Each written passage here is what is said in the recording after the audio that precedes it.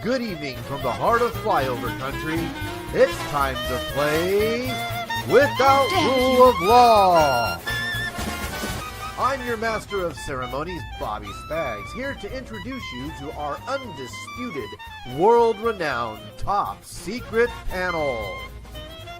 Riverside Will! And your host, Patrick Henry! And now it's time to play Without Rule of Law, the card game that gets you navigating the unthinkable and asks, can you brave a world beyond law? Take it away, Patrick Henry. Hey, look, there's us. Hey, look at that. Wow, we have the Tactical Wizard in studio. Good evening, everyone. Look at this. Oh, snap. If you look here to my right, we have the Tactical Goat.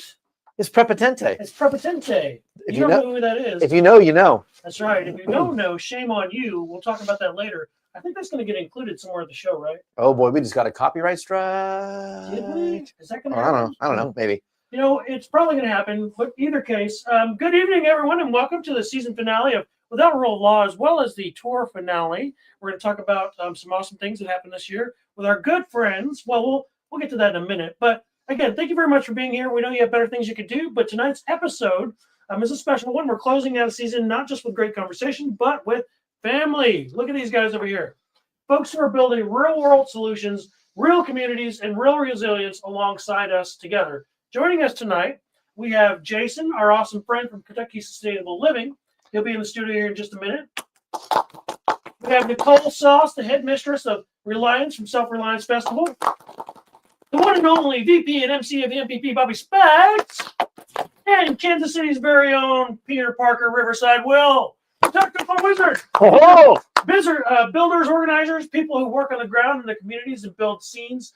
They're just, they're down-to-earth people. So tonight, we're talking lessons learned this season about what's working, what's not, what's coming next, and what we're doing moving ahead. So grab a drink, settle in, and let's close out the season the right way together. Bring him in. This is Without Rule of Law. Let's get into the card game that keeps you guessing who you can trust with your life, your wife, your kids, your wallet, and perhaps your last can of cream corn. Oh, no, how dare! Let's introduce our fantastic cast this evening. The one and only, actually, I'm doing it backwards. Nicole Fox! Hey! Look at her, Nicole. Let's talk about that big, ginormous Rooster! antlers on your head. Whoa! Whoa! What about my light up cock? Oh! Your cock. And Nicole. now it's become a beard. You did. Wow. It's a cock beard. Is that a cock on your chin? How did we end up on this topic exactly? Oh, we are so good. We just went right down. And there's Jason with his magnificent beard. One and only Jason. I don't know if you guys know this, but Jason puts the B in beard. I don't know where that came from. I don't know, but it works. You know what? Are you doing Santa Claus this year? Me? Yeah. No. You could. You should. No. You could. You should. I might. I don't know. I might do it. I don't know. I might do that tomorrow at church for the kids. You should Run do in, that. just dress up They'd like Santa it. Claus. You We'll totally see. could pull it off. What do we got here? What are you saying? I'm fat?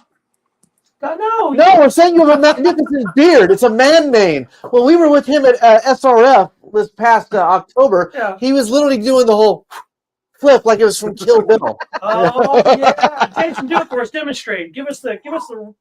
Oh, there. Yeah, it is. there it is. It's got dust in it right now. I've been laying stone all day. That Dear. just screams Confucius, merged with Kentucky Deluxe. I love it. Yeah. I love it. Awesome. Well, thank you guys for being in studio this evening. Obviously, always, it's a pleasure to have you guys. We love you guys. If you see there in the upper right-hand corner for the folks watching tonight, we have the tour banner. We're going to talk about some cool things, what's going on with Self-Reliance Festival, Kentucky Sustainable Living, as well as the Midwest Preparedness Project Festival going into 2026. But furthermore, we're going to have a good time, right? That's right. We're going to play Without Rule of Law. We're going to cover some sponsor stuff here at the top of the hour. So getting into it, just to let you guys know at home, our dear friend, Mrs. Shelley, cannot be with us this evening. Unfortunately, She is sick. She's fighting the COVIDs. God bless her. May she ever get past the COVIDs and all the things. So make sure you spray things with light. Thoughts out to you, Shelly. Yes, we love you. We miss you. Sorry you're not here. We'll send you some ivermectin and all our roast coffee in the mail.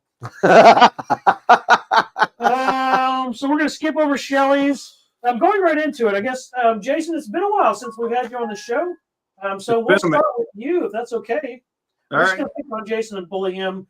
As always, these questions start off. It's not bullying. It's prepper hazing. It's prepper hazing. Unless you're in jiu-jitsu, then it's just like, Well, if he's in jiu-jitsu, we're getting our ass kicked. why was your cup on my cheek, bro? This is disgusting. a tap. Okay, Jason, this is going to start easy and then progressively get worse. What is our friend Scott Harrison saying? Oh, no, what happened? Stop. Oh, you pushed buttons. Yep. So Scott said, I would rather have been laying stone than automotive wiring that I was working on all day. And Oh, yeah. That's chasing gremlins. Yeah. Chasing gremlins, man. Good evening, Plumber Mickey. Good evening. Glad to have you. Groundfog, man, you were awesome, Groundfog. You're on every one of our shows. We appreciate you.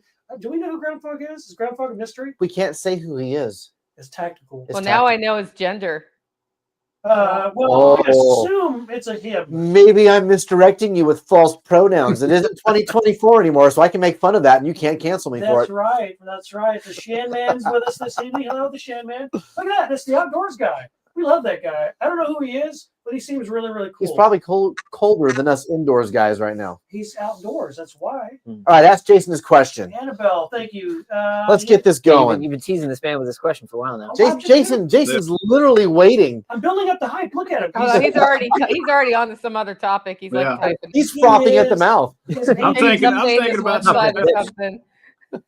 All right, Jason. What infrastructure matters most after rule of law disappears? So you've been laying stone all day, which is better than laying wiring or pipe. True. Depends on what kind of pipe. You took the bait. Oh man, that's the bait. It's not text, buddy. What infrastructure is more important? Yes, what infrastructure matters most after without rule of law disappears? What is the critical thing that you focus on or would focus on in your community, your tribe, your group, your posse? Water. Water. My man. You got 3 days. Yep. That's fair. Totally fair. Why water? Why 3 days? Explain that to the people at home that are trying to catch up. Technically, everybody says 3 days, but if you're out busting your hump, I mean, you're going to need it's going to be a lot shorter than 3 days. I mean, water is one of the biggest things. You've got to have it. Yeah, I mean, you can go. Everybody says 30 days without food and stuff like that. Yeah, you can go a heck of a lot longer without food than you can water. Yeah, I would jump on water first get-go and have redundancies upon redundancies for water. Amen. Yeah, that's a great one. In fact, I would caveat that by saying I agree 1,000%. Our previous MAG meeting, that was what we drilled home. Water, how to filter it, how to move it, how to store it, all those things. That's great. Great answer. And then actually figure out how much water you're going to need. You know, everybody says a gallon per person per day, which is BS. That's pure minimum not to die. Yep. I shoot for 3 to 5 per person per day. And then also you got to look at your livestock. Yeah. I've figured out in the heat of summer how much water I go through for my sheep and my pigs and the chickens. Yeah. So I figured that out because you're going to go through the most of your water in the dead heat of summer. So if you figure it on that, it's like, okay, cool. We've got wintertime handled. So figure that out. And once you figure that, it takes a stinking whole lot of water.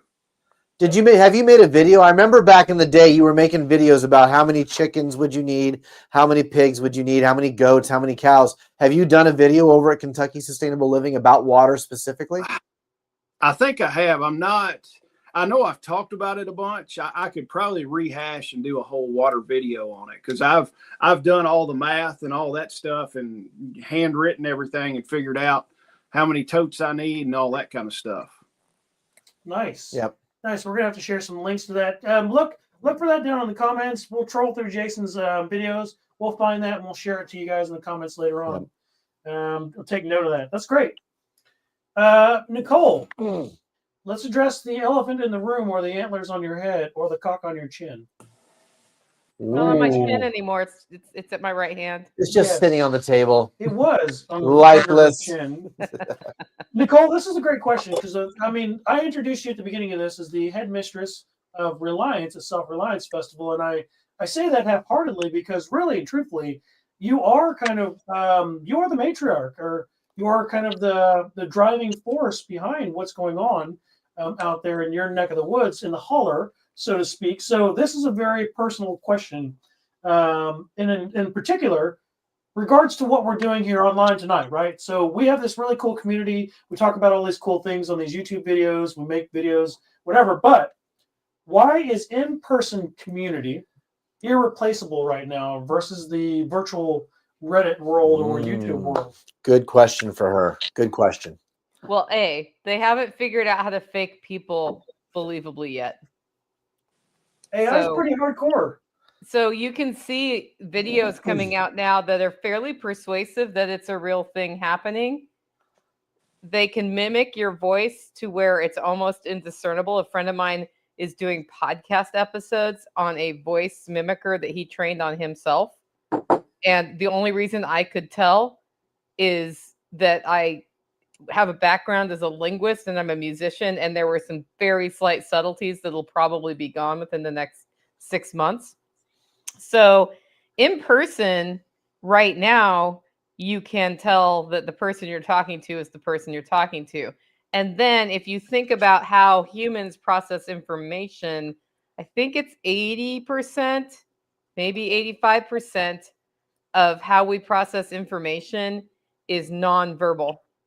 Yes. So it's on visual cues, it's sense, it's all body language, tone of voice, all of that stuff really impacts how we're processing the information that we get from people. And when we only have virtual, a lot of that is truncated, right? So I think those two reasons are key. And all of that is around establishing real relationships and trust.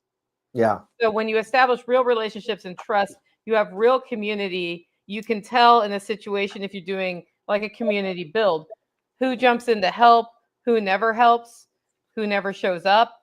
That's the same people who are not going to show up if there's an actual problem. Who's good at electrical wiring, who can pour concrete, all of those things. You end up with people naturally falling into roles. And when you do that in person over time, not only do you get to know each other better, but you're already comfortable working together. And if there is a problem, you're already comfortable working together, and you're not like navigating all the butt hurt that can come up when you just ask somebody to do something without the word please or something, which in my world, like if you're going to be in the holler as part of the holler crew and I ask you to do something and I don't say please, it's not that I didn't mean please. It's that I didn't say it in that moment because I didn't.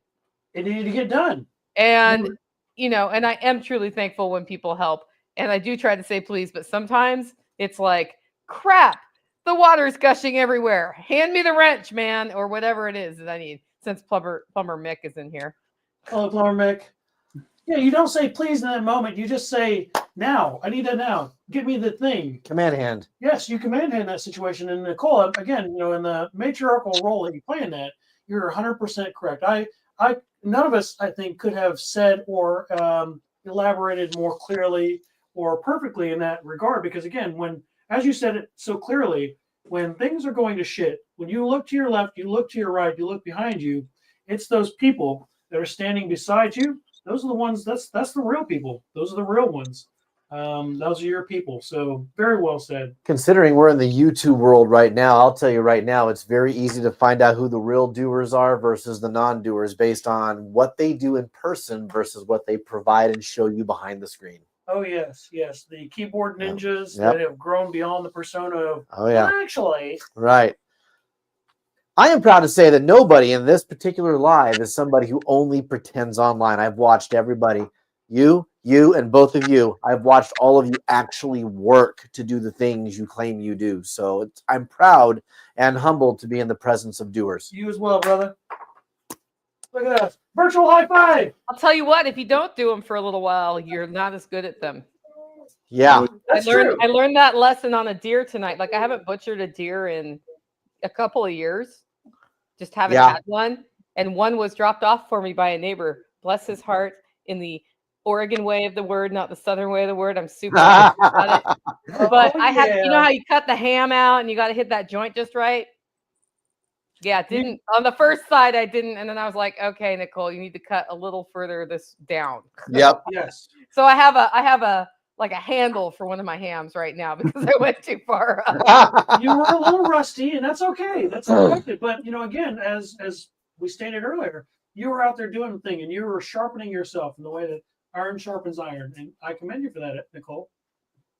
Plus venison, like we have venison this year. Yay! Yes. We just had some loin at our end of year party.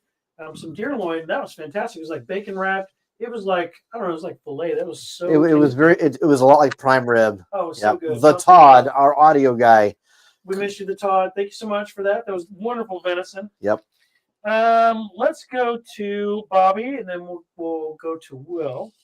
Bobby, what is the most overlooked risk people are preparing for right now? Sanitation. Why? Hands down, sanitation. Because it's easy to buy bullets, it's easy to buy beans, and it's easy to buy silver. But understanding that when the water stops flowing, you can't just wipe your ass as easily as you do now, or females with their periods, or little kids with, picking their nose and then touching themselves and then rubbing their eyes and getting pink eye. Sanitation will kill more people quicker than anything. And sanitation is everything from water purification to trash disposal to pest mitigation. How many preppers or homesteaders actually have a plan in place to get rid of trash when there are no longer trash trucks running and able to go out and push their little privileged pail out to the road? How many people know what to burn, what not to burn? How many people know what to recycle, what not to recycle? How many people know how to take a baggie you put your candy in and maybe wash it out to reuse it and not just throw it away? We have a very disposable, very cheap, disposable society right now that does not know how not to just throw things away. Hello, little kitty. Trash is going to build up. Feces is going to build up. Menstrual pads are going to build up. And if you think you're just going to burn everything, you're wrong. That's very good. Very well stated. I would agree with you. Again, X gets the square. In that regard, it is really true that we do live in a disposable landfill society. Yep. People have become so used to just pushing the cart out there, like you said, on whatever day of the week. And then magically, when they come home, it's like the magic coffee table, the things disappeared. Yep. You're like, I don't know how this keeps happening, but it does. If you don't know what the magic coffee table is, you should Google that. And if you're a husband and you don't know what the magic coffee table is, shame on you. Jason's smiling. He knows. I think it's like a magic four-wheeler, isn't it? There's a magic coffee table here, but outside of my house, there's a magic four-wheeler that never needs gas. Oh, yes, exactly. It's amazing. It's been going for like 3 years now. No gas. Yep. I don't know how, but every time I go outside, I get on the four-wheeler, it's full of gas. It's magic. But wait, I have a laundry basket that's the same way. I've got one of those. Empty itself? Yes. You got what? I've got one of those. Laundry basket. It's always empty. Somehow, I put things in it, and the next day I come back, and they're gone. But there's more. Then they end up folded and magically back in my closet. I don't. Magic. Check your mail privilege, sir. Check your mail privilege, sir. Yes, we are living in the 2000s. I'm sorry. All right, moving right along. Riverside Book. Took on Wheelswood. You smoking a little old Toby there in your pipe? What do you got there tonight? A little bit of Kentucky longleaf. Got some KC Red. For his employer, it is purely for looks. Any manual review, it's purely for looks. Yeah, it's purely for looks. Anyways, Well, what does adaptability look like to you when the plan goes to shit? You're a planner, right? You're a very tactical individual. Will, you're one of the most well-rounded individuals when it comes to the way your mind works. So in this regard, what does adaptability look like when the plan goes to shit?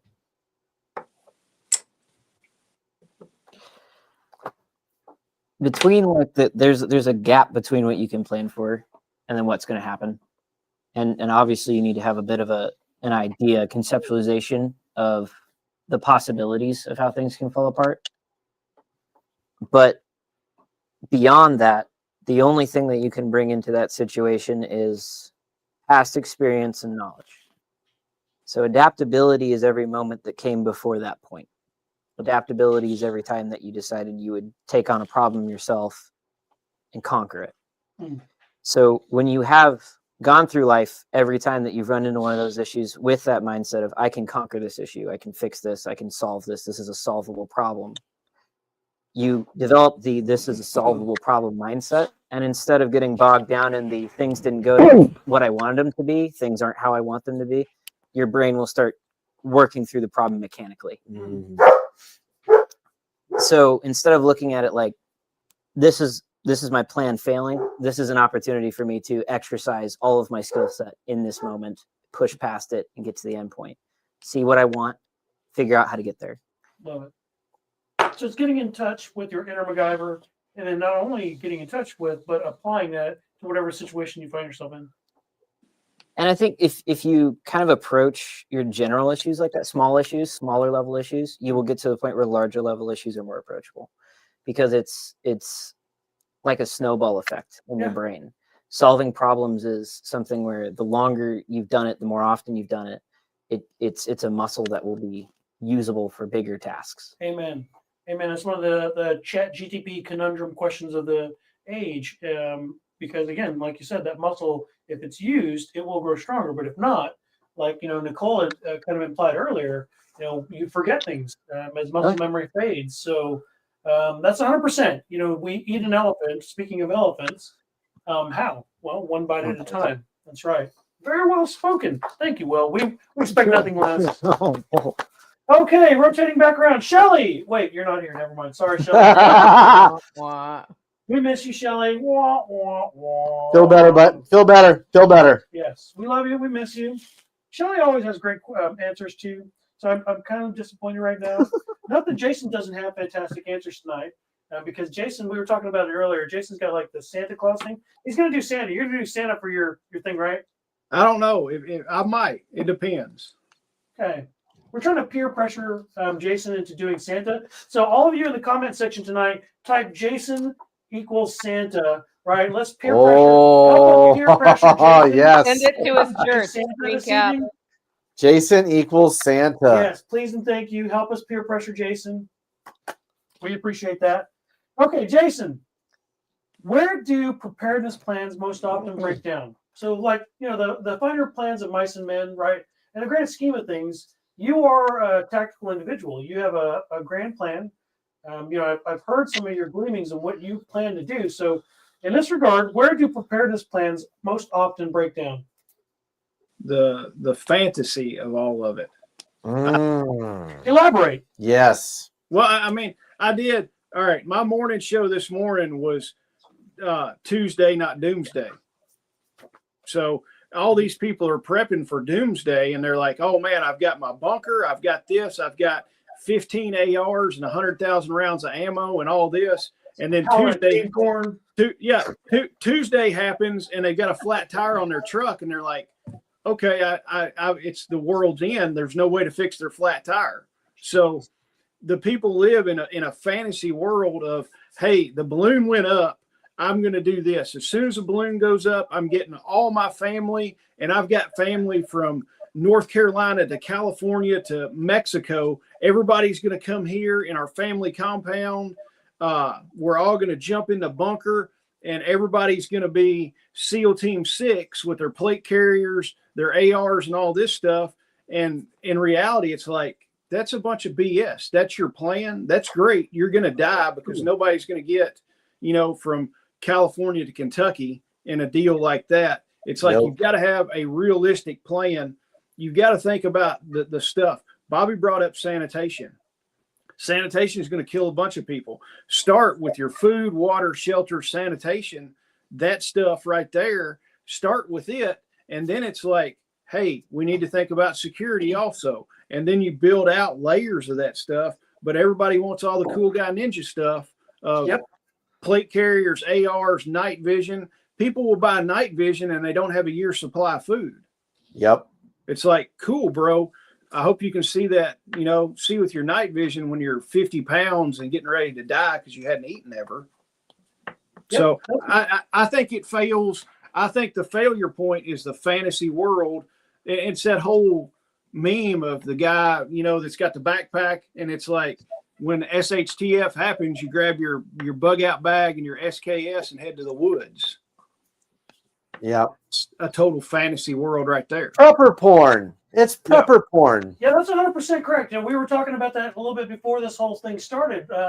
We were discussing a particular tool Will, brought over for show and tell before the show started. And just like what you'd mentioned, all of those things are well and good when you're on, MIL Team 7 instead of SEAL Team 6. Yep. And you live in that fantasy world of online and not real life. We get together and we do shit, right?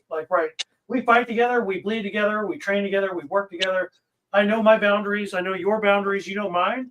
But beyond that, having the real world expectation or use of value beyond just what you read on Reddit, that's real practicality in the rubber meets the road. So well said, Jason. Thank you. What did Scott say there? Scott said, that was my plan when I was younger and stronger. And back when I did not have a protrusion in my... What? Back when it wouldn't have been a problem. Yeah, back when it wouldn't have been a problem. That's right, Scott. Okay.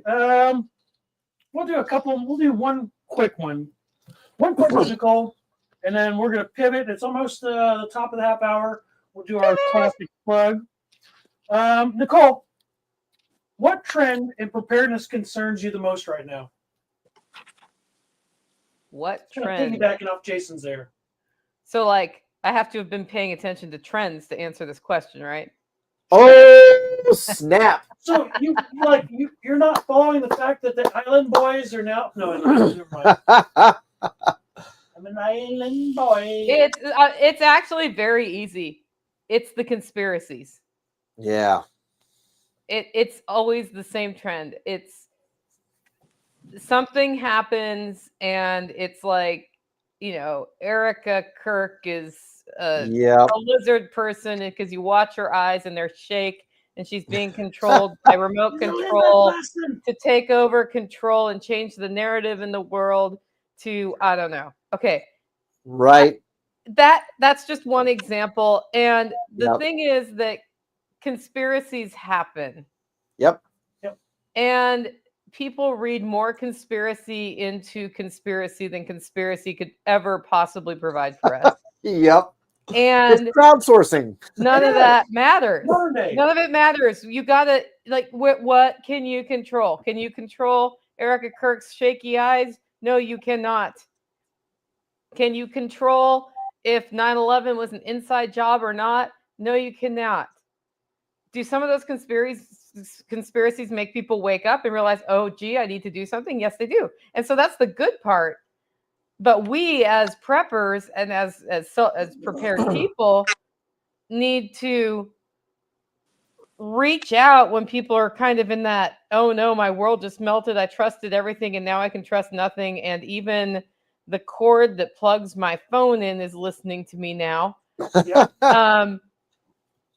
And say, okay, but so what if it is? What can you do? And what you can do are the same things we've been doing, right? Is covering your water, your food, your shelter, your energy, your sanitation. Basic.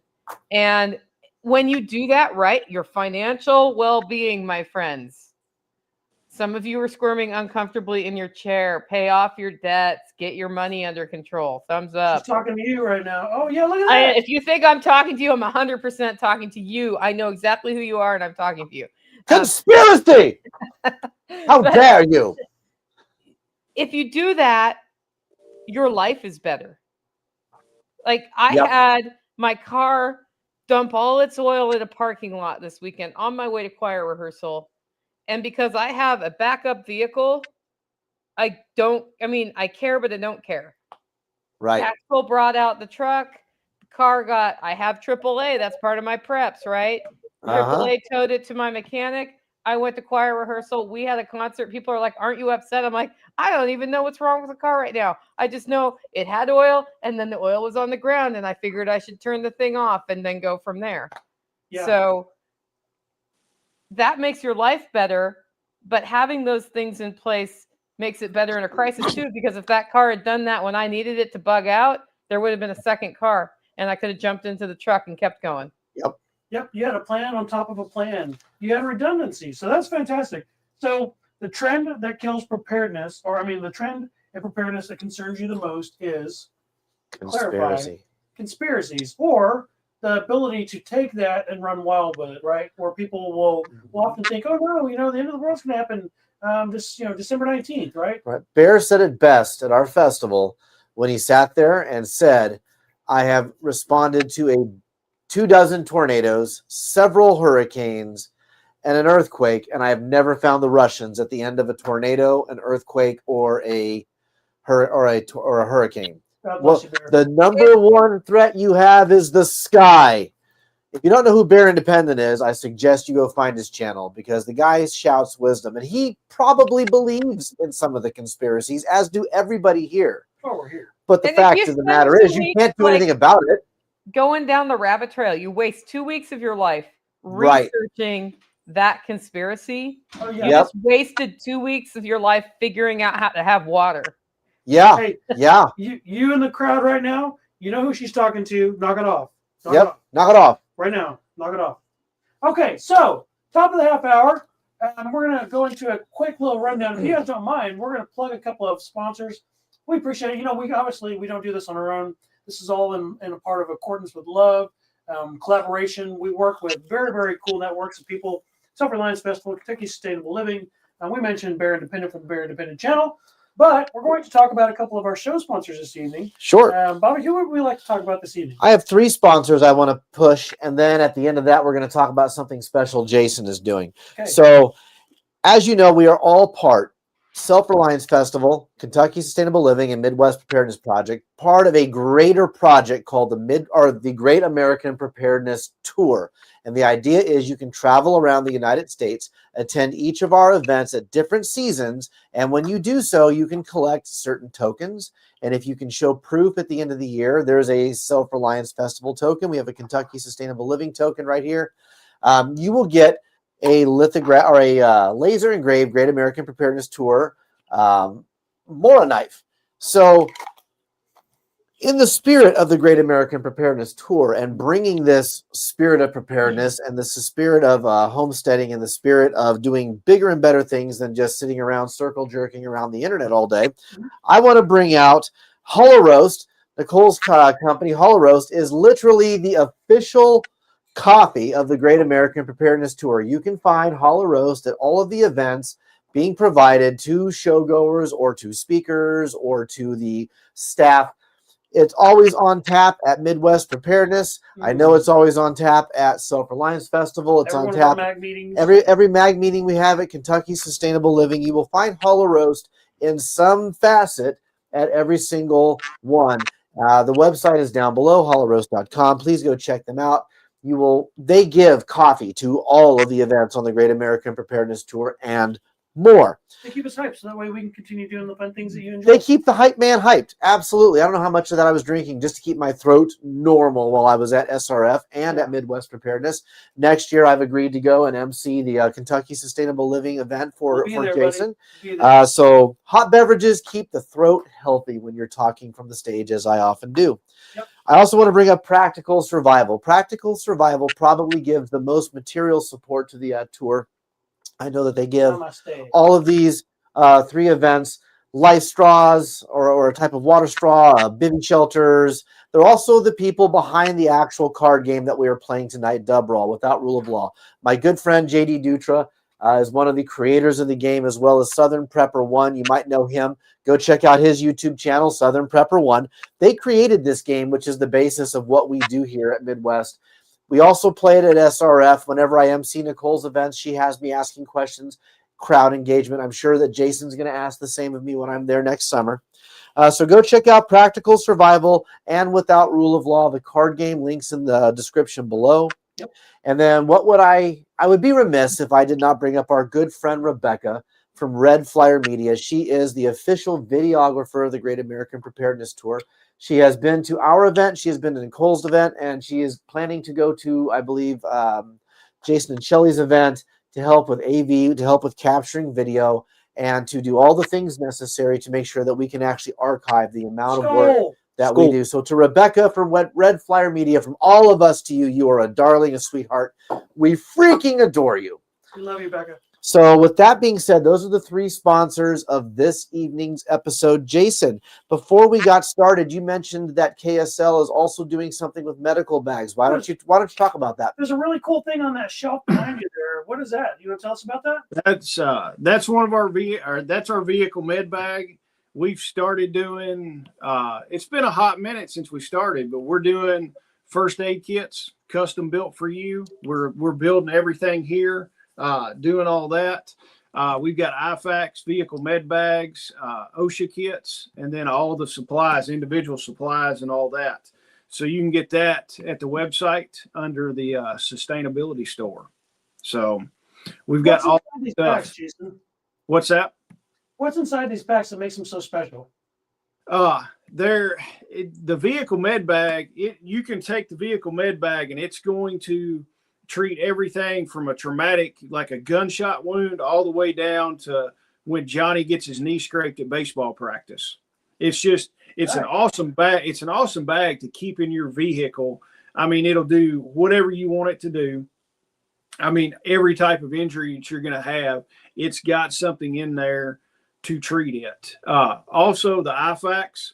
The IFACs are going to take care. I mean, you can attach those to your plate carrier. You can put them in your truck.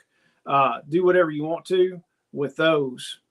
And we got pretty much every color that you could want. Different tourniquets. We carry the cat tourniquets and the soft tourniquets are the 2 tourniquets we decided to carry. Nice. I love it. Very practically priced. Very preparedness minded priced. So yeah. Very good. Well, those are the sponsors of tonight's show. That's a new product that Kentucky Sustainable Living is promoting. You should check out their website. Check out all the other sponsors we mentioned tonight. And with that, Patrick, I send it back to you, sir. Yep. As my great friend, the MC of the MPP, Mr. Bobby Spagnolo, says, if you carry a firearm and you don't carry a tournament, then fuck you. Yes. Yep, I'll say it. I don't care. Thank you. FCC, be damned. Yep. You know what? Screw the FCC. If you carry a gun every day and you do not carry medical with you, you're a retard. You know, we saw some really strange things happen down at the Bondi Beach. And speaking of news and conspiracy things, yep, there was a lot of people that just recently got injured. God bless you, people, especially to the victims that were going on, that were a part of that incident. You know, I don't know how many people in that scenario had firearms, but it didn't seem like it was very many. You know, in most scenarios, the thing that stops a bad guy with a gun is what? A good guy with a gun. And the thing that stops the people that are bleeding out that are victims of the bad guy with a gun are what? Good guys who have more than guns. The guys that have the Kentucky Sustainable Living IFACs. Get yours today at KentuckySustainableLiving.com. Boom. Yep. Outstanding. Thank you very much. That was a fantastic plug, Bobby. Thank you very much, Jason. Thank you. Going back, what do we got? We got somebody in the comments there, Bobby, at the top. Where do I go to that? On the right. Oh. Yep. Bam. Let's see here. So, Holler. Ooh. What's this? Hollow roast bourbon cooled. Oh. It comes in a classic tin. Oh, yeah. Get yours today. Collectible. I probably only have about 10 pounds of that bourbon cooled left at this point. We only had 40. Get it while you can. Yeah. That's right. That's right. What is that? William Starr? What did William Starr say there? What do you think about Bear saying war in 12 months? Oh, yeah, that was a. Oh, well. I don't want to go down that rabbit hole, but. I'll tackle that one. Yeah, you want to touch it lightly? Sure, lightly. If anybody was going to give you good advice, it would be Bear. Yeah. And He's a tactical dude. He's a tactical dude. He has his finger on the pulse of many things. And Out of all the talking heads on the YouTubes, I would say that Mr. TJ probably knows best. Understand that there's always a chance nothing happens because things happen behind the scenes we can't possibly know. This is where we get into that conspiracy stuff that Nicole was talking about. But the fact is that the world is a powder keg. All the pieces are in place. But greater is he that is with us than he that is within the world. I do not fear the Russians or the Chinese or the North Koreans or the Iranians or Antifa. I don't fear the alphabet crew. I don't fear any of that. I go forward into the world every single day with my Savior and with my gun and with my tourniquet, and I face the world every single day. The armor of God. Nothing else matters. So I would say that TJ is probably more correct than anybody else you're going to find on YouTube.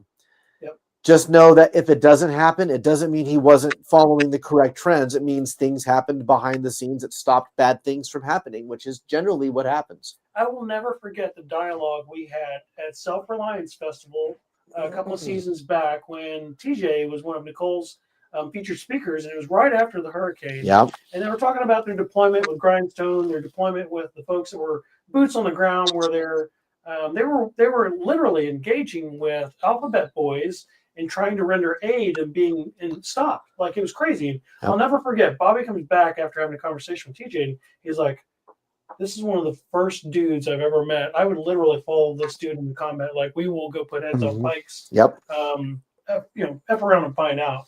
Our good friend Sean with Country Mama Farms. That could be Sean. I'm assuming that's Sean and not Mama. Sean, or who knows? Oh, it could be either. Both of them are quality people. They are. They are fantastic people from the Longhorn State, because everything's bigger. Hook them. But you know what? I'm a Boomer Sooner guy. It's fine. But anyway, sorry, don't hold that against me, Sean. Moving right along, Bobby. When does preparedness become obsession, and how do you avoid that? Preparedness becomes obsession when it destroys your family that you're trying to save.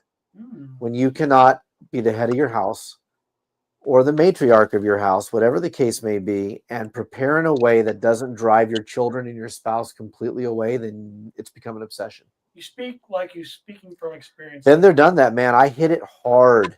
I came home. I've been a prepper since 1997, okay?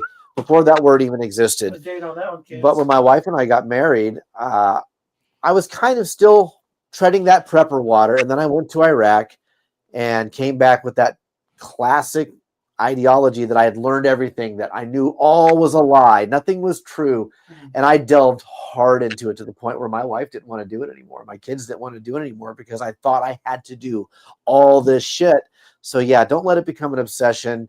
Find a way to include the wife and kids, which is what we do with the Great American Preparedness Tour, with all of our events that are now family friendly, involving all members of the family. That's the imperative. Don't alienate your spouse. Don't alienate your children, because then what the hell are you prepping for? A bunker where you're going to be all alone. That's right. Because in that world, you're 100%. I love that. Because the obsession part of that, it's easy to get drawn into that, right? Yep. It's easy to get into the obscene world of Reddits and all of the conspiracy theories, the tinfoil hat stuff that drives people into those spirals of self-destruction. And I've experienced it. You've experienced it. We've all experienced it at some point in time where you're like, man, that was a dark rabbit hole I was down. Thank you for whoever that pulled me back, right? Yep. And it's often our spouse or our buddies that are like, Patrick, check yourself. Like, you're crazy right now. You have way too many cans of cream corn. Jesus. Ridiculous. No. Cream corn is of the devil. It is of the devil, Bobby Boucher. It's just freaking corn. Like, what's wrong with it? Oh. Jason, we have a question from him or her, they or them, whatever their pronoun may be. Sean from Country Mama Farm says, question for Jason, Baofeng. Which one for someone that doesn't have a ham license yet? Is it? It's Sean. It is Sean. It is Sean. All right, come on. Ooh. I like the ARM. Let me see which one. It's the ARM. Let me pull it up on the website.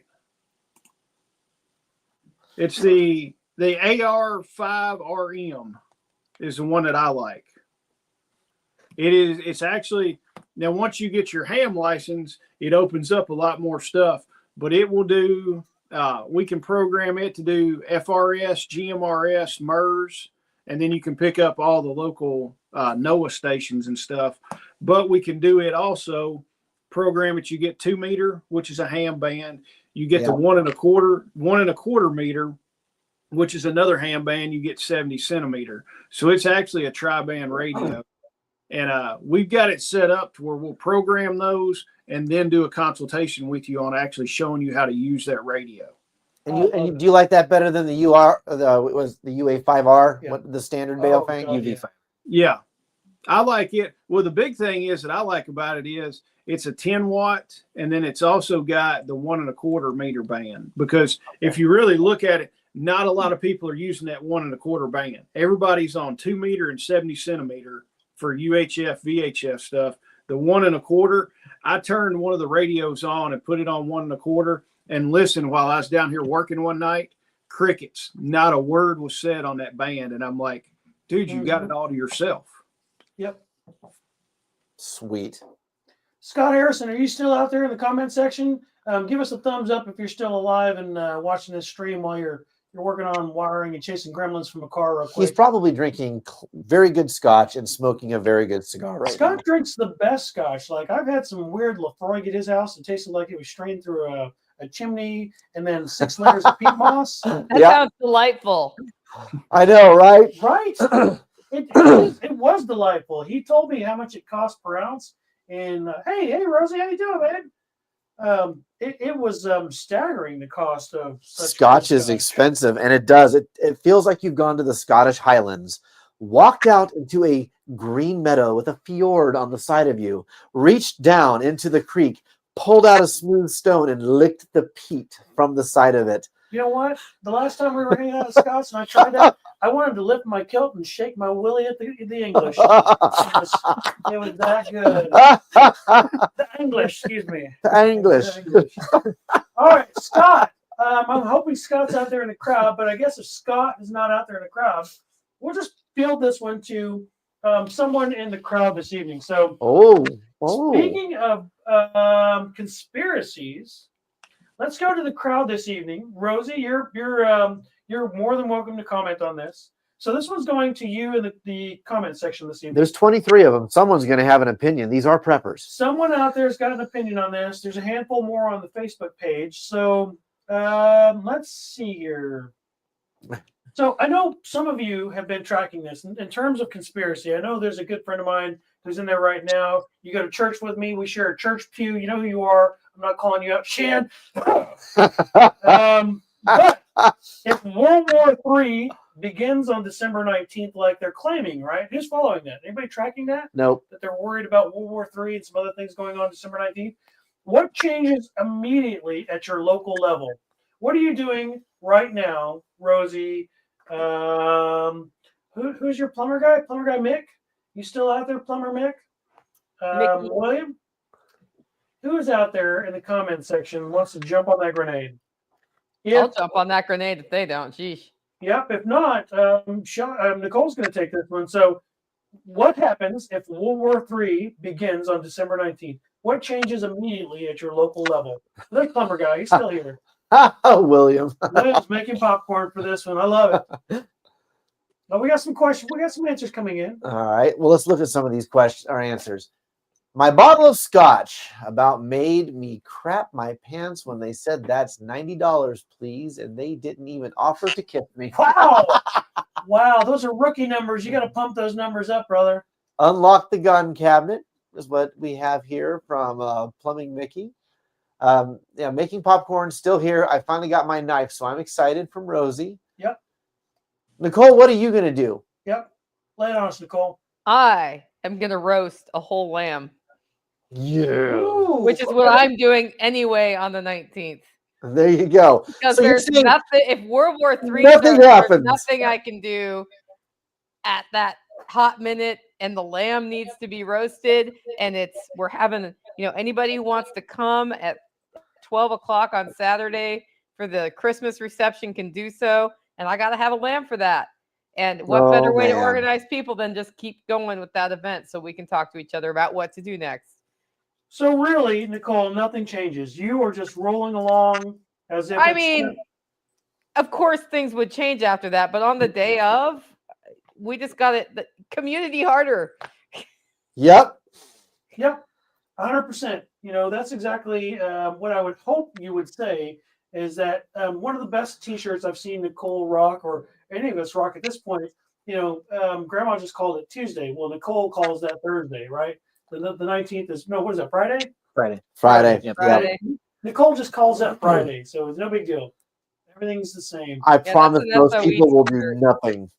Well, I still have to go to work. Yeah, well, I still have to go to work. Like, Yeah.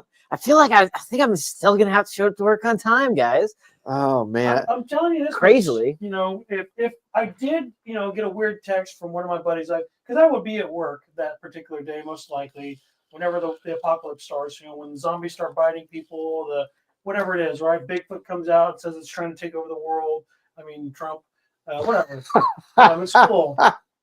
What are we saying here? So the homestead consultant. Hey, look at that! It's the Homestead consultant. using all of my YouTube accounts to give me a thumbs up. Thank you. There you go. Consultant. Yes. World War III kicks off on the 19th? Question mark. I don't know. You tell me, Kim. If you listen to Bear Independent, there's a 20% chance, or 1 in 5, that happens within the next year. So, you know. Debbie in Texas said she's coming all the way up there to have some lamb with you. I mean, I'll tell you what I do. What are you gonna do, Bobby? So back in the day when I was online gaming a lot, I played with a guy from Russia. We were actually buddies. He was Russian. Or just played? Played Fallout 76, a post-apocalyptic game. Okay. He was Russian. I was American. We called ourselves specifically Team Collusion. Oh. And the whole idea was going to be that if Russia and the U.S. ever went to war, we both were so opposed to the state that we wouldn't take sides. He'd find a way to get over here. We would take Soviet airdrops of RPKs and RKMs and sell them to all the militias, because why should it just be the dirty bankers that make money during war? Why not the rednecks too? So now you're gonna have to change your tactics to drones and RPGs. Yeah. It's a different time now. Drones and ATGMs. Yeah. I love this. Bootleg we drone know that for World War everybody. III even kicked off? Like, that's the bigger question here. What's that? How do we know World War III kicks off specifically on a day at a time? You know, that's a great question. What qualifies a world war? I mean, That is true. If you think about it, Pearl Harbor kicked off World War II for America, allegedly. But 9/11 what kicked didn't it off kick before off that? World War III for us, Yeah, allegedly. Exactly, I don't know. Yeah. I guess I we feel would like have it was to an do assassination. What's that?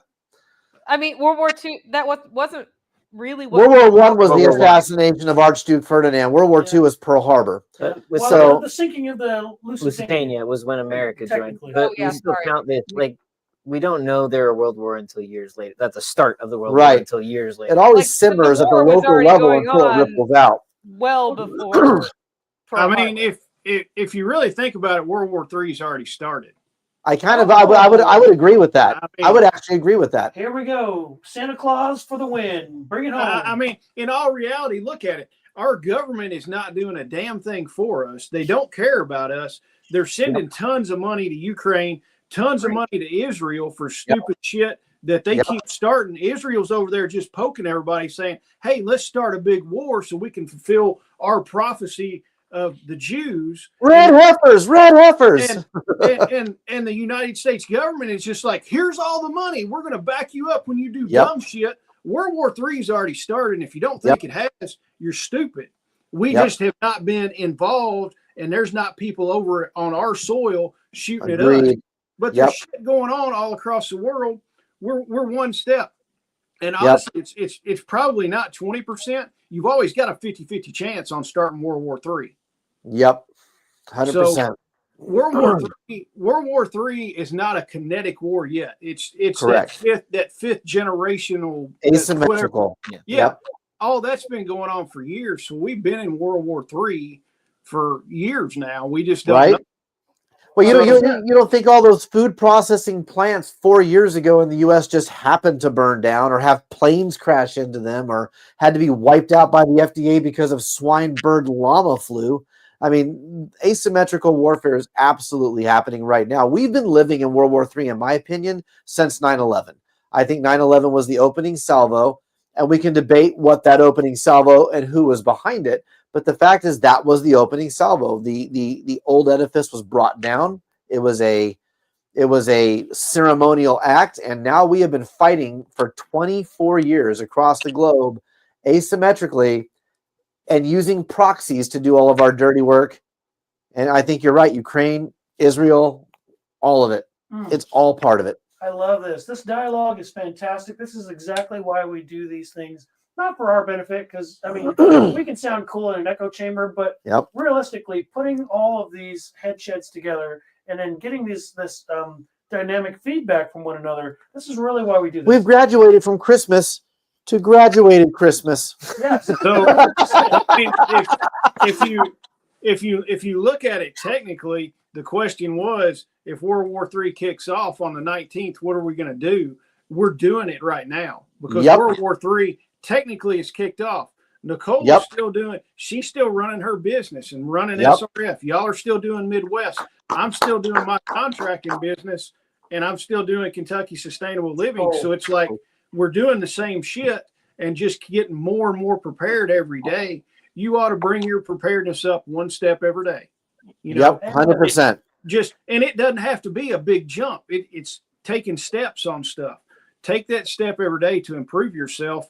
And it really doesn't matter when technically World War III kicks off, because you've been busting your ass and going up that set of steps for years now. Toeing the line. I love it. And maybe we don't notice World War III because we're not part of the EBT tribe, because we're not reliant on systems, because we don't sit there watching Twitter all day, because we're not just constantly hanging on the words of YouTube prophets. Maybe we don't notice that it's already started because we've created a world for ourselves in which, well, if it happens, it does. If it doesn't, it doesn't. And it doesn't really matter. And if it goes kinetic here, nothing, like, you just have to deal with that when it happens. And some people are going to be gone who you wish weren't gone.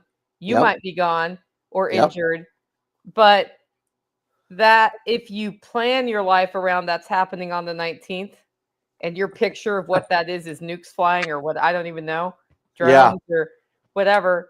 Flocks of birds. You're not doing the most important things that you can do for your life and for your spirituality and for your family and for everything that you need to do every day. 100%. So obsessing about it, starting on, I've been watching.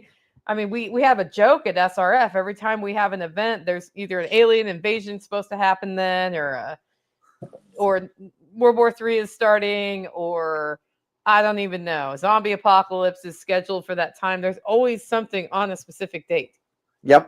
And usually, nothing happens. Birds. That's just it. So in that regard, if World War III started on December 19th, what would we do? I suspect that everyone here in this room, everyone on the other end of this video stream, and then everyone in the comment section this evening would not do anything, not a damn thing different, because first and foremost, they are prepared, they are self-reliant, and they are living a sustainable living. Right? Yep. Amen. Amen. All right, we'll do a couple of more, and then we'll wind it down. It's getting a little late in the evening. I know some of our our carriages. We got more people online watching us now than we did at the beginning. Keep going, boss. Charge forward. But ask Jason first, because I'm going to be right back. All right. There we go. Jason's up next. Nicole, we're going to take a potty break. Smoke them if you got them, kids. There's where was she at? So I think her name was Linda. Okay, so Linda, let's talk about this. Let's dive in a little bit here, Linda. So this question is going to go straight to Riverside Will. Oh, no. And then anyone else who wants to field this question. Okay? Yes, someone brought it up. So if the Atlas 3I comet, which is supposed to be coming into contact with our inner solar system on the 19th, if it turns out to be not just a comet, what's the first move your community is going to make, Will? Throw a party. You're not going to go climb to the top of the nearest, tallest building and say, take me. Who has the coolest telescope? Let's look. I don't necessarily have a worldview that would allow for aliens necessarily. I don't know if that's within what I would think is even possible. The dog agrees. Yeah, well, based dog. Based. But if aliens come to Earth, I don't know. I mean, that's cool and interesting. Finally, something happens. I don't get to be the Zoomer. Nothing happens anymore. I guess I don't know. Just imagine if aliens show up. They've got their rubber gloves all pulled up. They've got their syringes with the anal probes ready, and all of us preppers are just sitting there, sun bleaching. Can you imagine how many people are going to be Butt spread.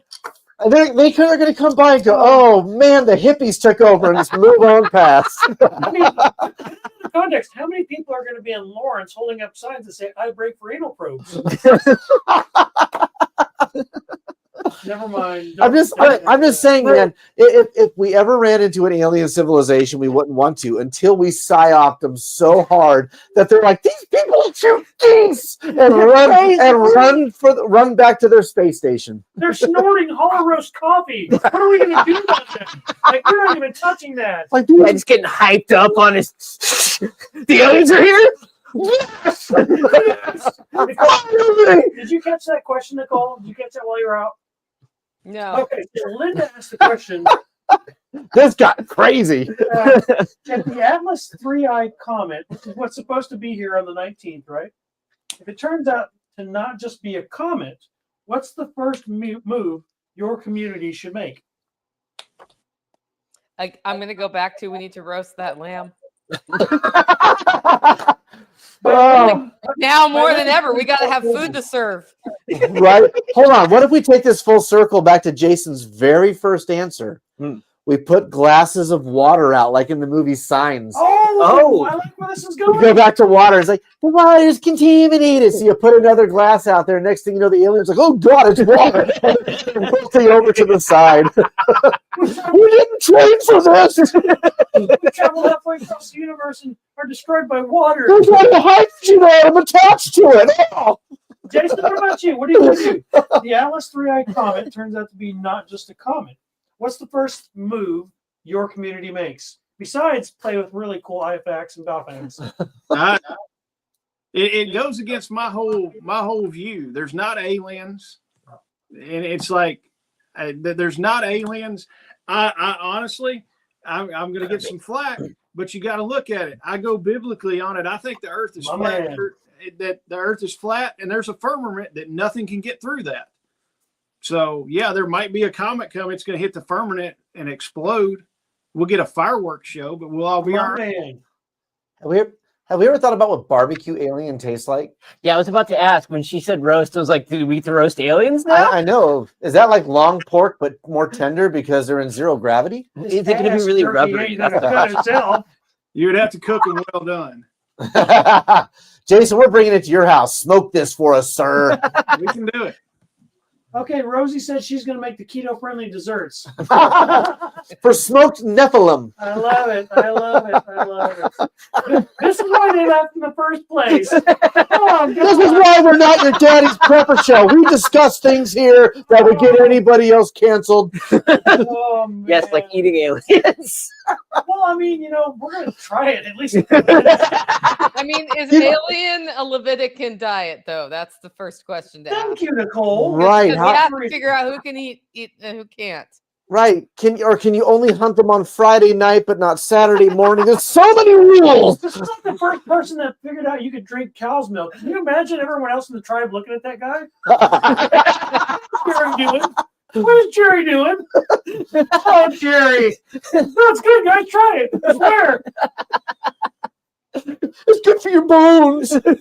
It's a conspiracy. Oh my gosh, this one. Right. We derailed so hard on that question.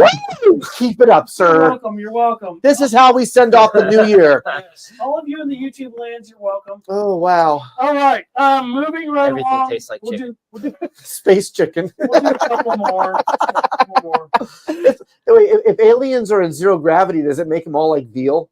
Like the muscles never actually did anything? Maybe. you imagine how tender that would be? They might Wow. not be in Yeah. zero gravity. Maybe they figured out, Don't ruin this for me, Hey, no, Nicole. hey. Don't you ruin this for me. Veal for everybody without chaining cows to the ground is awesome. After this is It's gonna be like Bobby's, frog legs. You can kind of see through it, you know. Yeah. Bobby's going to be fixated on this drive all the way home. I can just taste it now, the succulent alien with a glass of Chianti and a nice side of cream corn. Why'd you make this gay? Oh.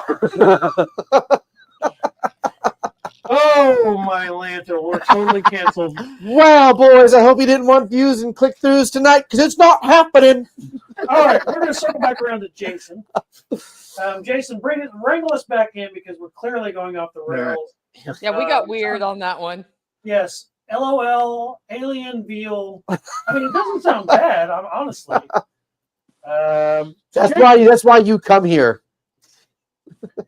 Jason, how do you vet people before trusting them in a crisis? In a crisis, you've got to have some kind of relationship built before.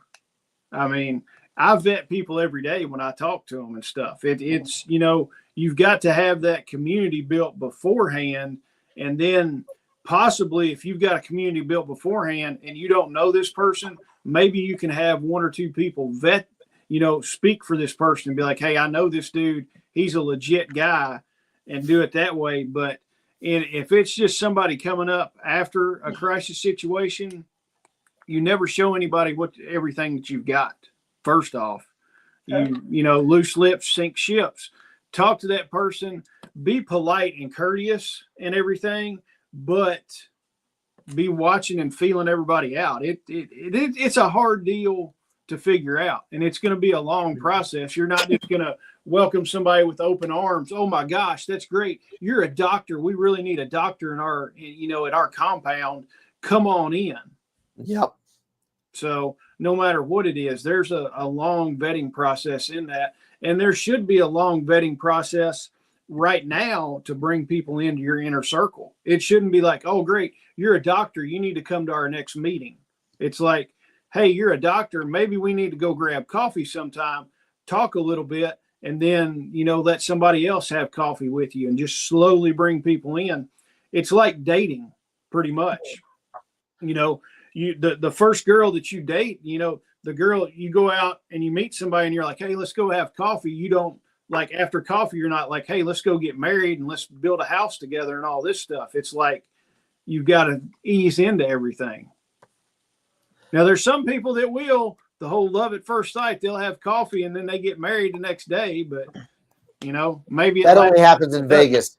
Yeah. All right, let me follow up with you on that one, Jason, and without giving specifics, because I know that this question is going to get into the real touchy subject.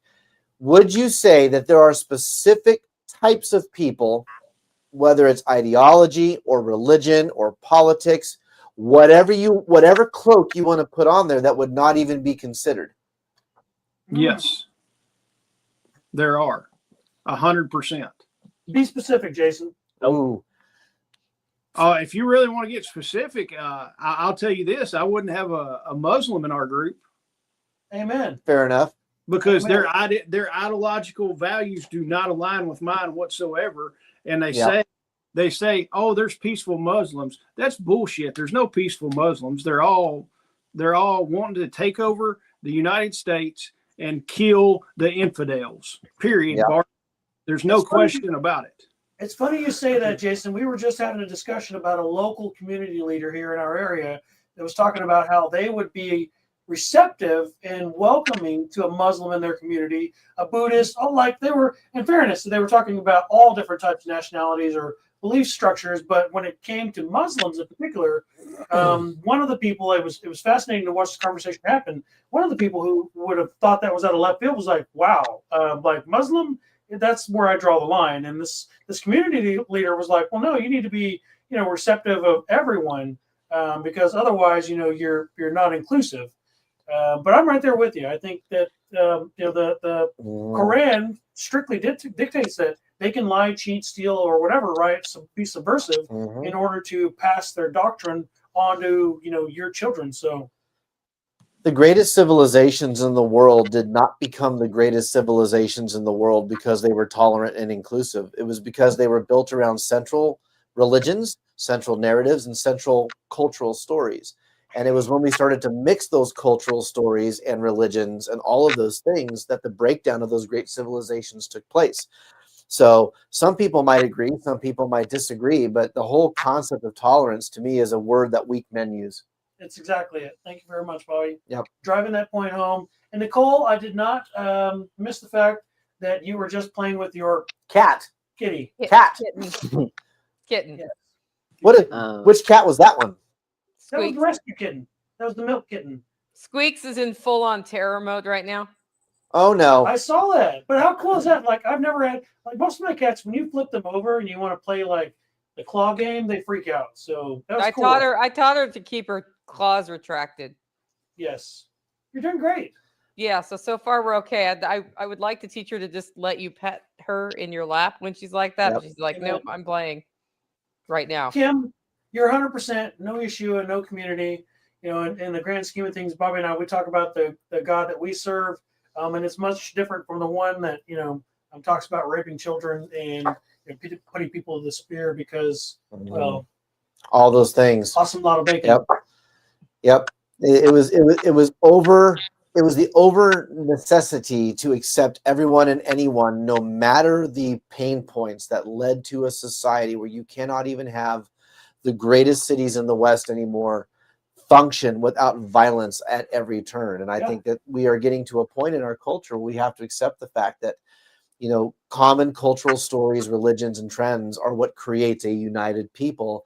The melting pot has been tried. The melting pot has failed, and I think a lot of people are starting to wake up to that fact. Yeah, South Kentucky survivalists said it best. You look at Europe. Look what's going on in Europe right now. Yep. You know, it was originally a melting pot, and everybody thought it was all fun and games. Until now, you know, look at who the leader of Great Britain is. It was a melting pot, and then you melted in non-complementary items. Right. You know, Let's face it, until the Balfour Declaration, no one used the term melting pot. It didn't exist. Yep. Now you have this giant Michiganian problem that's European, and it's spreading. Like, hey, if all I've got to do is marry my sister so I can get to the United States Congress, I mean, why wouldn't I? And then represent my people over the people of the folks that are in the homeland itself.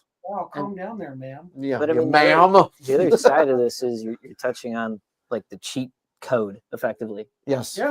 For how to effectively vet someone. Yeah, very much so. Wherein there's two components of that, of not just like the ideologically and morally and ethically aligned with me, but also people who are in those ways aligned with me. If they vet someone, I can trust their judgment. Right. Yeah. Because I've come to an established agreement with them, not just through some social currency system, Right. but through like an actual moral basis. I believe in their reasoning, not Right. just their endpoints. I Right. love that. I love that, Will. Yep. I mean, I will say we're probably a little more open than y'all in our community because we don't vet on a specific Christian Judeo ideology. Like, do you believe in God? Yes, no.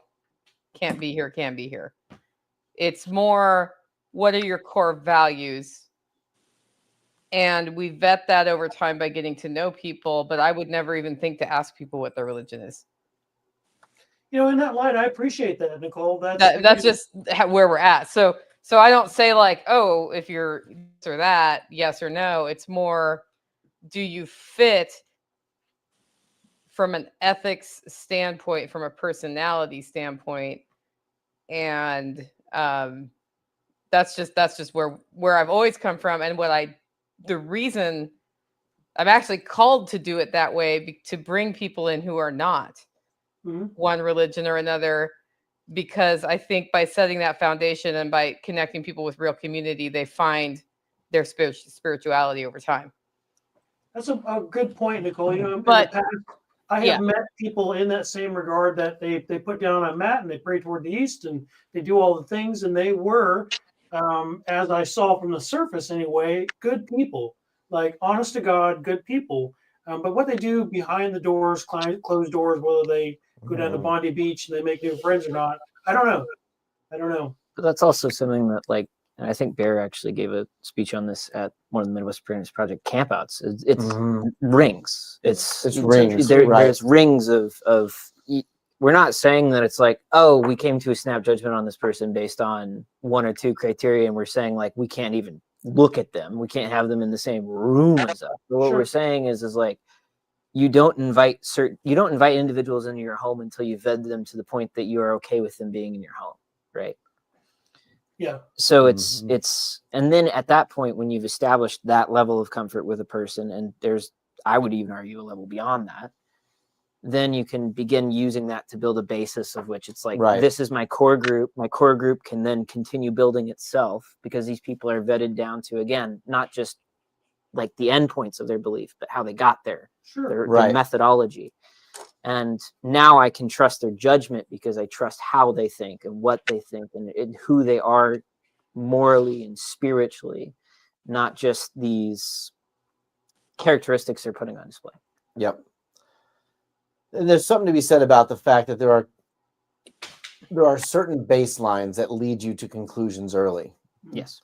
And so there would certainly be people in my book that no matter what they brought to the community, I would never consider them in a million years, just based on the things that they outwardly portray about themselves. You know, we can talk about islands. You know, if anybody was even remotely anywhere close to island lifestyle, if you catch my drift, without getting tagged by the YouTube algorithm, it wouldn't matter who you were past that. That's a hard stop point. If you're somebody who believes in slavery, let's say, or modern human domination, that would be an endpoint. And so you can easily look at philosophies, religions, and baselines and determine which ones of those align with those more often than not. And it certainly becomes something you can filter people down for. So I could absolutely say that if I go down to the local YMCA, I'm probably not going to find anybody who's openly selling human beings on some market. I go to Morocco, that's not the same case. And so I'm going to look at anybody coming from that baseline a little harder than I'm going to look at somebody from the local YMCA. And so it's not so much about denomination as it is about common thread and what I can tolerate and what I'm allowing to be around my own children. And with 4 kids, 2 grandkids now, I am far more discerning than I would have been when I was 25 and single. Yeah. You know, my baseline 100%. is much tighter because I have far more to lose by being far more permissive on a grander scale than I would be now as a father of 4 and a grandfather of 2. I'm going to absolutely be far stricter with those baselines across the board than I would be just as a single guy. I mean, I think and we started out talking about, you know, the first question is, how would you vet people, right? Or how would you? Why do you want to be in person? Why is that more important? Yeah. Well, part of why it's more important is a person can say they're something, right? Christian, Jewish, Muslim, whatever, but until action proves they're telling me what they say their belief is, I don't know that their belief is even what their belief is. Until you make me a promise and fulfill the promise, I don't know that you keep a promise. And then even then, I don't know you keep promises. And that's why I'm very careful with any filter that's like not an obvious, you know, oh, you're for raping children. Okay, well, that's a hard no, right? That's not a hard question. But, you know, is it somebody who, because I meet a lot of people who say they're something and then they do the opposite. Yes. Some people can be very convincing. Yep. Yeah. We've seen that time and time again too play out. We were just talking about this. Bobby and I were just having a fantastic conversation here recently about the 3 types of people that will be extremely detrimental post-apocalypse. Yes. It's a great. You know, you have the opportunist, you have the manipulator, and then you have the instigator. Yep. And we all know those 3 people in your circles. You have those people. The opportunist is always looking for an opportunity to better themselves, don't really care so much about everyone else. You have the manipulator who's going around always gaining trust and looking to, again, in the same way as the opportunist, better themselves. And then you have the instigator, that person that is always looking to stir the crowd and whip up, negative feelings. But let's do a couple of more. We'll circle back around. We'll bring this back to positive light because this got really weird really fast. But that's okay. That's okay. what WROL is designed to do. I mean, we were eating aliens a half hour ago, so. Well, Yeah. I mean, in fairness, we do have Sean from Crunchy Mama Farms in here, and he does know a chef that could probably make alien taste pretty good. I'm just saying. I know that chef too. Paprika and oregano. Yeah. It's like a little seasoning, Little pan seared. All right, Jason, I'm gonna circle back around. Actually, I'm gonna open this up to Jason, and then I'd like someone in the crowd to touch this one. We tried earlier to get someone in the crowd to take the bait earlier, but maybe they'll take the bait on this one. And then Bobby, if you would, I'd like you to talk a little bit about our special premiere after we get these questions out. Sure. So stay tuned, folks. We're going to talk about something really cool that's coming out. And it's not like Boy George coming out. It's even cooler. And I am listening, but I am putting a log on my fire while we do this. Yeah, you do that. Are. You do that. You put that log on that fire. I am putting the log on the fire. Okay, so Jason or people in the crowd, if Bigfoot shows up at your survival retreat and proves to be an intelligent, omniscient individual and asks to join, what is your leadership decision, Jason? You're in charge, right? You're the group leader of your group. Bigfoot shows up. It proves to be intelligent. Says it's an alien that crash landed here. It wants to join your group. What are you going to do? He's the world champ at hide and go seek. So I'm like, heck yeah, he's coming. Dude, I mean, I'll be asking. It's like, how can I disappear in the woods like you've been doing for all these years? It's like you're going to be leading the camo committee. Yeah, Bigfoot's going to be a part of your LARP, your long range patrol group, right? Yeah, I mean, it's like, no doubt. It's like, dude, give me a high five, sit down and have a beer by the fire with me, and we're going to get a strategy together. Right. So, Jason, you're going to welcome Bigfoot in with open arms and a mug of frosty beer? Yeah. Yeah. I love it. I love it. So we're eating aliens, but we're welcoming Bigfoot. I just want to know like why this. it always goes back to Bigfoot in these discussions. Well, this is fascinating because, again, It's a proving ground. Yeah, part of the question was Bigfoot proved to be an alien that crash landed here. And Jason's like we're going to eat the other aliens, the little people. No, but Bigfoot's Bigfoot's not an alien, though. What? Bigfoot's like some evolved something or something like that. He's not an alien. He's a swamp fox. He is. He's a Sasquatch. He's a Sam Squatch. Sam Squinch, Ricky. He's a Sam Squatch, Ricky. All right, I love it. I love it. So, people in the crowd, what are you talking about this evening? So, Kim says Bigfoot is a hybrid. Yes, probably. Yes. Jason, going back to Based. biblical overtones, Based. Bigfoot is most likely some type of hybrid leftover Nephilim that wasn't destroyed by the flood, that is still living out there. That the red-haired giants in Kandahar. That's a different story. I'm torn between that theory and like Spirit of the Earth theory. I'm torn between those two theories on him. All right. Prepper D&D coming soon. I'm rolling that 20 on that one, Will. All right, I got +3. So my Kentucky Bigfoot is not Nephilim. He's just odd. He's just odd. He's very reclusive and awkward. He's not Nephilim. He just walks different. Oh, your Bigfoot's coming out. Got it. Bigfoot like Alien too. Yes, Wow. exactly, Sham.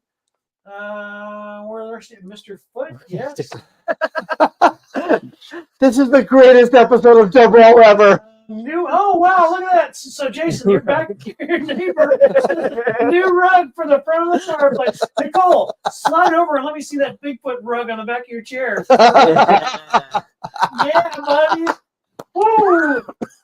Rosie says she's gonna see if he's keto. What the hell, Rosie? Wow. Wow. All right, Rosie's gonna give him pants. What are you gonna give him pants? You're assuming he's not wearing pants. Yeah. How do you know he didn't just skin another Bigfoot? This just got so weird. I'm just picturing Buffalo Bill from like Silence of the Lambs. It puts the conditioner on the hair or it doesn't get some there. I would wear me. I would wear me. Oh, this got so awkward. Remember, only use the Nair once. Rinse and repeat. Yes. You know what? Give him pants, Rosie. Give him pants. Sweatpants, jogging pants. All right, Nicole. There's literally still 22 people watching this. I can't believe that. It's insane. One more, and then we'll go to our premiere. So, Nicole, to close out tonight's fantastic Tour Live season finale, and without rule of law, let's end this on this one. If Bigfoot claims to be an off-world refugee, what rule gets tested first? Security, compassion, or survival? I don't Jason, understand the question. So if Bigfoot claims to be an off-world refugee, he's crash An off landed here. what? Off-world. So he's a refugee. He crash landed here, right? From another planet? Yes. Yeah. Okay. Well, let's say that sure, or maybe he crawled out from under the earth because the firmament, right? Okay. But let's say he's an off-world refugee. What rule in your mag or group gets tested first? Security, compassion, or survival? Rule. Yep. What rule? Rule, like rule. What rule of law? Shan said survival. He's going Okay. to test Bigfoot's survival. You know, Bigfoot's the champion of hide and seek, Shan. And my three choices are, I'm sorry, I just did not understand that question at all. Would you like me to reword it? Yes. Bobby, would you want to reword Bigfoot it? is an alien. Whether Okay. from beneath the earth or above, he shows up as a refugee seeking refugee status. Okay. Your group has rules in place. Which rule will be tested first by this scenario? Security, compassion, or survival? Mm. This Boy, is it'd big. be really cool if my group had rules. Well, even if they're unspoken, everybody has baselines. Yeah. True story. Security. Which would be your primary Survival. concern if Bigfoot showed up saying, I'm an alien, I need to be saved? I think the rule that would be tested first would be access. Is that security? Yeah, Security. security. Yeah, so that would be one where not all the way in, let in. Yeah. But I don't mean by security, I don't mean like blow Bigfoot out of the water. Right. So security. Testing, proving ground. Yes, proving Yeah. ground, for sure. I would agree. Security is number one. I agree. Security is number one. Bob says security as well. Keep that dude away from my wife, bro. Wow. You know what they say about guys with big feet? Big socks. Big hands? Whoa! I'm just saying. I got the greatest hands in the world. My hands are so great. Everybody tells me my hands are great. The greatest hands. Everybody tells me my hands are fantastic. Okay, on that, this is a really weird one this evening. All right. I love this. This has been fun. This has been so good. Thank you all so much for being here this evening. Jason, we missed Shelly.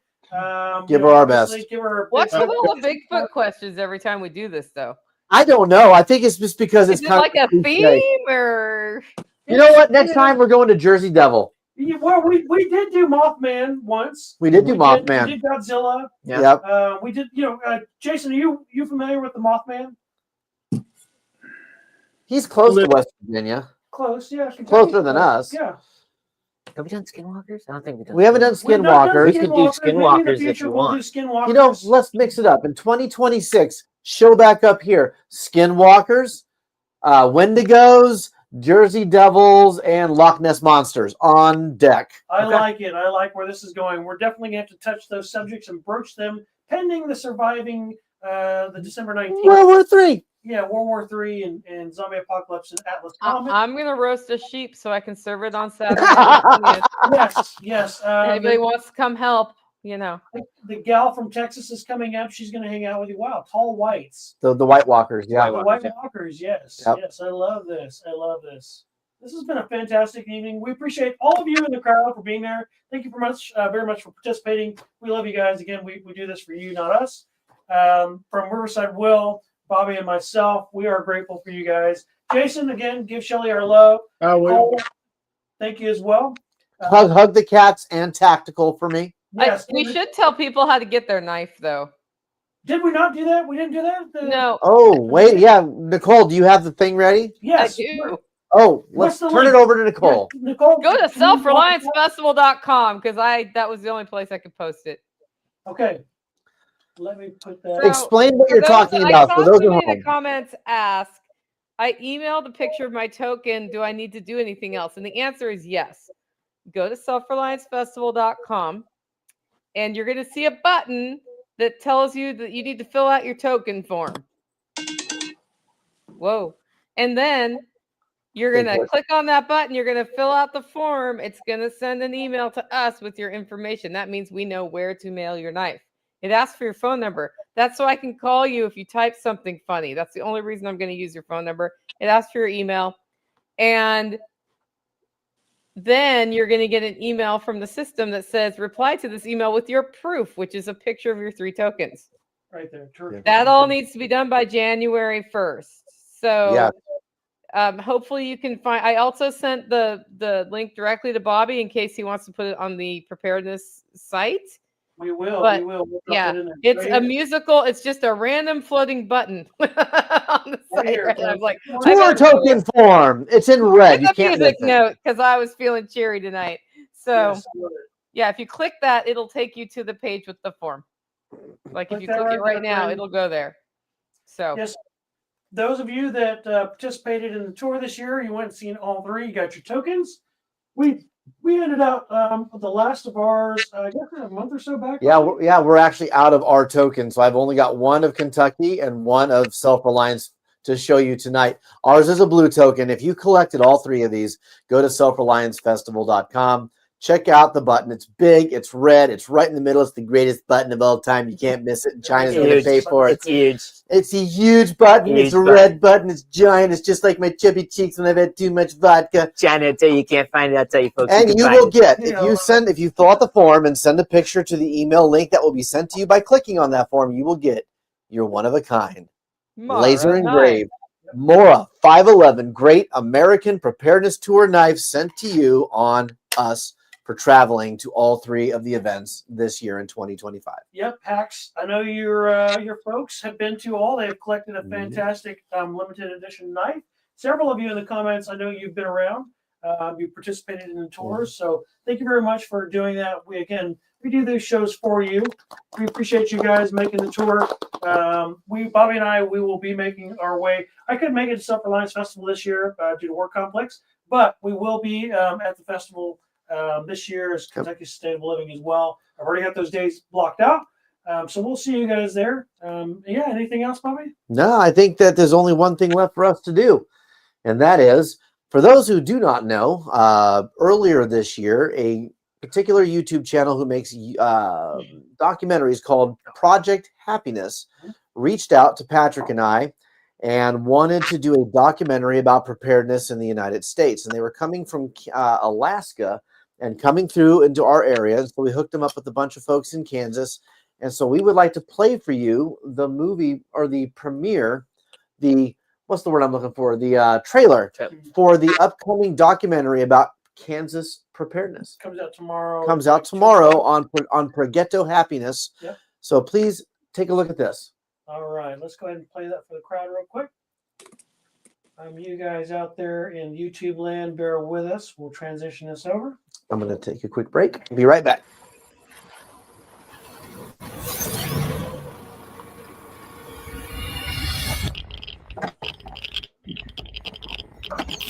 Doesn't matter if there's a nuclear explosion outside or not. You're going to be safe here down in this bunker.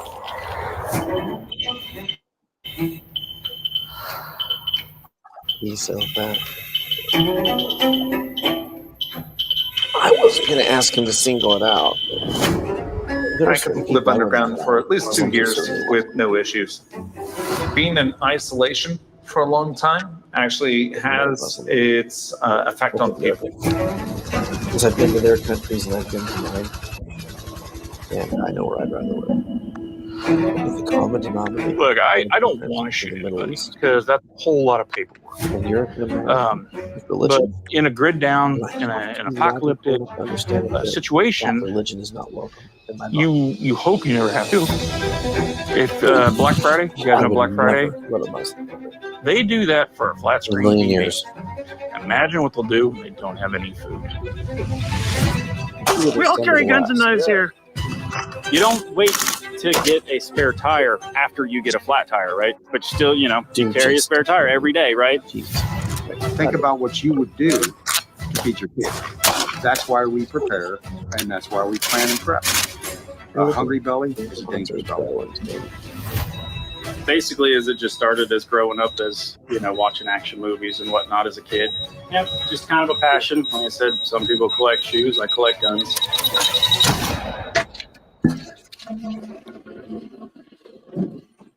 All right, there it is. There you have it, folks. Coming out tomorrow, the premiere for that, Project Happiness. It's a fantastic documentary. Those guys are great. Giuseppe and his team, like Bobby alluded to, they come out. Oh, are we not on camera? Looks like we're black. Can you guys still hear us? Yeah. Okay, I don't know where All right, that's cool. our camera's glitched out, but We're that's okay. we're gray man. We are gray. But it was a great opportunity. We're grateful for those guys. We're very, very proud to have That participated. made me in want to that. get my firearm out. Right, look at that. Show us that thing. What is that? The Nerf gun. it is a- It's a kitten training device. This, my friends, shoots water. That is awesome. Is that to keep the cats at bay? Oh, I see what that is. It's all right. We're almost done. Yeah. On that, we're going to go ahead and close out this evening. Nicole, do you have any words of wisdom you'd like to share with the crowd as we part this evening? Well, we're into the season of making a New Year's resolution. And if you've got one on your heart, do me a favor. Start that tomorrow. Yeah. Don't wait for the new year. You're more likely to fail if you wait till the new year. And it's always a good time to choose a way to improve yourself or improve your situation. So I know you can do it, but start tomorrow. Don't start January 1st, because that's how you fail. Oh, I love it. I love it. Let me try this. Oh, look at there. We look weird. We look so weird. Let's roll with that while we close out. Yep. All right. And Jason, what about you? You got any words of parting wisdom for those people out there in YouTube lands still watching? Take the small steps, make a better step. Climb the steps every day. Do one step and get more prepared. Even if it's just one small thing, do that. Yep. I love it. I love it. Will, what about you, brother? A lot of things are going to knock on your door. Choose wisely who you allow to enter. Yeah. Yep. Love it. Yep. And Senior Spags? I would just say what I always say at the end of this: every decision you will ever make in life is an economic decision, whether you trade in money, time, energy, or emotion. Everything you do is a give and take. So spend your economic power well. Well said, my friend. Again, thank you all this evening. We appreciate you being here. This is our fantastic season finale of Without Rule of Law, the game that keeps you guessing who you can trust with your life, your wife, your children, your wallet, or your last magazine. All right. There we go. 556. Because you know what? That's just how it's going to roll. Watch the Great American Preparedness Tour at the website. Yep. Dates for all the 2026 shows will be forthcoming as soon as they are available. Yep. Keep an eye. GreatAmericanPreparednessTour.com. All dates coming out very, very soon. We love you guys. Peace, love, peace, chicken grease, and we'll see you in 2026. Have a fantastic evening, all. Merry Christmas. Merry And have a happy new year. Yes, Merry Christmas. Good night, guys. See y'all. Bye.